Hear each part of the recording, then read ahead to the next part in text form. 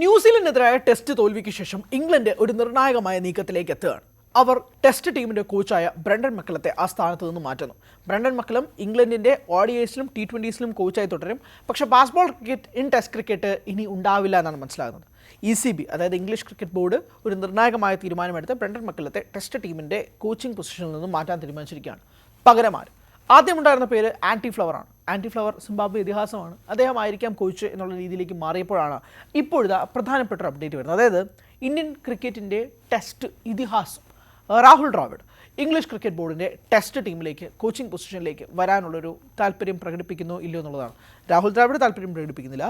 പക്ഷേ England cricket board Rahul ദ്രാവിഡിനെ സമീപിച്ചിരിക്കുകയാണ്. നമുക്കറിയാം, ദ്രാവിഡിനെ പോലൊരു ഇതിഹാസം, ഒരു ലെജൻഡ് പ്ലെയർ, ഇന്ത്യയെ സംബന്ധിച്ചിടത്തോളം എക്കാലത്തെയും ഐക്കോണിക് പ്ലെയേഴ്സിൽ ഒരാളാണ് രാഹുൽ ദ്രാവിഡ്. അദ്ദേഹം കോച്ചായിട്ട് വന്നതിന് ശേഷം 2024 T20 ലോകകപ്പ് വരികയും 2023 വേൾഡ് ടെസ്റ്റ് ചാമ്പ്യൻഷിപ്പിലേക്ക് ഞങ്ങളെ കൊണ്ടെത്തിക്കുകയും അല്ലെങ്കിൽ അവിടെ ആ ഫൈനൽ വരെ കൊണ്ടെത്തിക്കുകയും ചെയ്ത ഒരു പ്ലെയർ കൂടിയാണ്, അല്ലെങ്കിൽ ഒരു കോച്ച് കൂടിയാണ് ദ്രാവിഡ്. നമ്മളിപ്പോൾ ടെസ്റ്റിൻ്റെ അവസ്ഥ എന്താണെന്നറിയാം, നമുക്കിവിടെ 2020 അവസ്ഥ എന്താണെന്നറിയാം, നമ്മുടെ ODI അവസ്ഥ എന്താണെന്നറിയാം. വളരെ മോശം അവസ്ഥയിലൂടെയാണ് നമ്മളിപ്പോൾ പോയിക്കൊണ്ടിരിക്കുന്നത് അല്ലേ. T20യെ സംബന്ധിച്ചിടത്തോളം അയർലൻഡിനെതിരായ ടീമിന് വൈറ്റ് വാഷ് അടിക്കുന്നു, ഇംഗ്ലണ്ടിനെതിരെ വൈറ്റ് വാഷ് അടിക്കുന്നു. എന്നിട്ടും കൃഷ്ണമാചാരി ശ്രീകാന്ത് എന്ന മറ്റൊരു ഇന്ത്യൻ ഇതിഹാസം പറയുന്ന വാചകങ്ങൾ പ്രകാരം ഗംഭീറിന് ആരും തുടർത്തു പോലുമില്ല. കാരണം ഗംഭീർ വളരെ കൂളാണ്. ഗംഭീറിനെതിരെ ആര് സംസാരിക്കാൻ എന്നതാണ് അദ്ദേഹത്തിൻ്റെ വാക്കുകൾ. അതായത് ശ്രീകാന്തിൻ്റെ വാക്കുകൾ എങ്ങനെയാണ്, ഇത് വളരെ സ്പാർക്ക് ഇപ്പോൾ ക്രിക്കറ്റ് മേഖലയിൽ ഉണ്ടാക്കിയിട്ടുണ്ട്. എന്തുകൊണ്ട് 2 സീരീസ് അടുപ്പിച്ച് വൈറ്റ് വാഷ് അടിച്ച ഒരു ക്യാപ്റ്റനും ഒരു കോച്ചിനുമെതിരെ എന്തുകൊണ്ട് ഒരു നടപടിയിലേക്ക് നീങ്ങുന്നില്ല? ഒരു ഭാഗത്ത് ഫുട്ബോൾ ലോകകപ്പ് നടക്കുന്നുണ്ട്, ഇവിടെ ആരും ചർച്ച ചെയ്യുന്നില്ല എന്നുള്ളത് അതൊക്കെ ഒരു എക്സ്ക്യൂസാണ്. ഇന്ത്യൻ ക്രിക്കറ്റ് ടീം ഇപ്പോൾ പൊയ്ക്കൊണ്ടിരിക്കുന്ന അവസ്ഥ എന്ന് പറയുന്നത് വളരെ ശോകകരമായ അവസ്ഥയാണ്. എസ്പെഷ്യലി ഇൻ 2020s ആകെ പിടിച്ച് നിൽക്കാൻ കഴിയുന്ന ഒരു ഫോർമാറ്റ് 2020 ആയിരുന്നു. അതിലൊരു ജയമില്ലെന്നേ. അതായത് ശ്രേയസ് അയ്യർ ക്യാപ്റ്റനായി വന്നതിന് ശേഷം ഒരു ജയം പേരിലില്ല.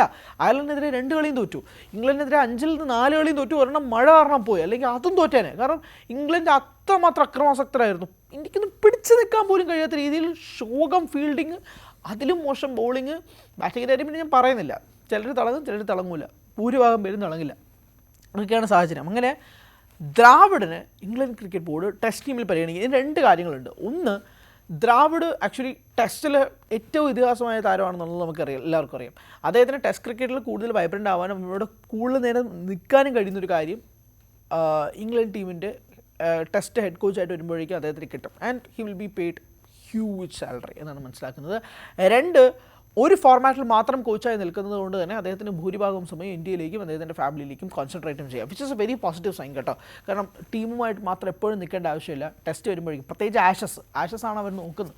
ഇംഗ്ലണ്ടിൻ്റെ നെക്സ്റ്റ് ലക്ഷ്യം എന്ന് പറയുന്നത് ആഷസ് ആണല്ലോ. അപ്പോൾ ആഷസിന് മുന്നോടിയായിട്ട് ദ്രാവിഡിനെ ഇറക്കി ഓസ്ട്രേലിയക്കെതിരായ തന്ത്രങ്ങൾ പയറ്റുക, ഇതാണ് ECBയുടെ ഒരു തോട്ടായിട്ട് നിൽക്കുന്നത്.